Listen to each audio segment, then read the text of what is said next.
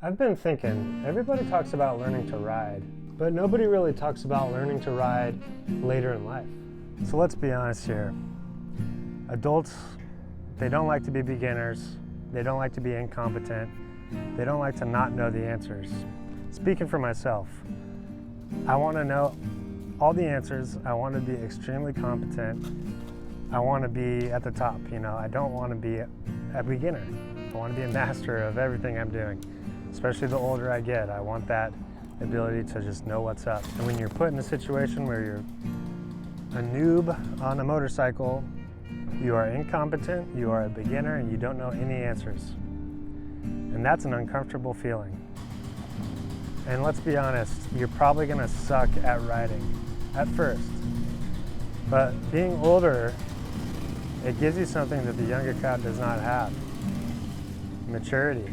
Understanding consequences, understanding your responsibility, your family, your job, kids, parents, your household, all that stuff. You're going to be risk averse, but in a good way. You're not going to take risks that you don't necessarily need to take. Riding motorcycles is pretty risky already, but you are mature enough to put yourself in situations that are less risky than they would be. But as an 18 to 25-year-old, right? The frontal lobe finishes growing at 25. So let's just say that 18 to 25, generally speaking, you're going to be riskier, you're going to be stupid, you're going to make bad decisions that potentially, could lead to bad consequences. Fingers crossed that doesn't happen to anybody, and it's not their fault really. The 18 to 25-year-old crowd, it's not their fault because they're just not growing yet. It's just they're an idiot because they just are. No offense to you guys, you youngins, but you guys are dumb. And maybe I'm dumb compared to a 50-year-old, but it's just how it is. You grow and you learn, and you think you know everything, but you don't.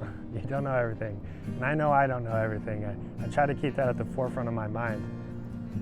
And being older, you have that maturity and that understanding of the gravity of the situation, but the one thing you don't have, generally speaking, is the ability to learn quicker. These 18 to 25-year-olds, they're like sponges. They just learn like that. You say it once, boom, they got it. They're also more physically capable, more likely than not. Their muscles and their tendons and ligaments, they can have that strain and all that and sit in a crouched position for a long time.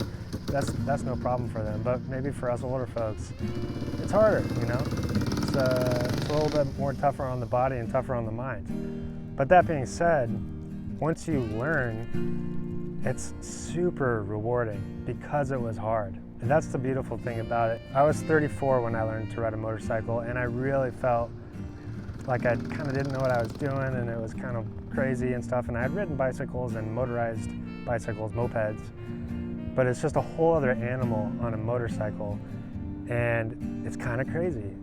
And you feel like you're not doing it right, especially being a little older than some of the other guys that were there. They're picking it up a little faster. But at the end of the day, I got there, and God, it felt so good to pass the MSF course and get the license and grab the bike. God, it was amazing. I got these new glasses. They're from Prism Supply out in North Carolina. The sun is brutal today, but these are transition riding glasses. Holy crap. They're awesome. They're perfect for this. I'm not sponsored or anything. Anyways, the one thing I always do here though is when I'm at a gas station or parked somewhere or whatever, I have some folks around my age or older, and they always say, man, I wish I learned to ride a motorcycle. It's just, it's too late. It's not in the cards anymore. And I always say it's not too late. It's never, ever too late. Unless you physically cannot do it, then you can't. You just gotta make some time and priorities and stuff, and have a little bit of money there to be able to get a bike. If you don't have the time to fix a broken bike, get a bike that works. So yeah, that's a part of it, but you can do it. As an older person, I know, because I was an older person, comparatively speaking, who learned to ride at an older age with stuff going on. And there's 3 simple things you have to do. One, obviously, is to train. You have to train on the motorcycle, train for learning how to ride in different environments, learning how to ride with cars and stuff. It's not the same as driving a car, obviously. And so it's a thing you have to train for, train your mind and train your body to kind of learn how to do that.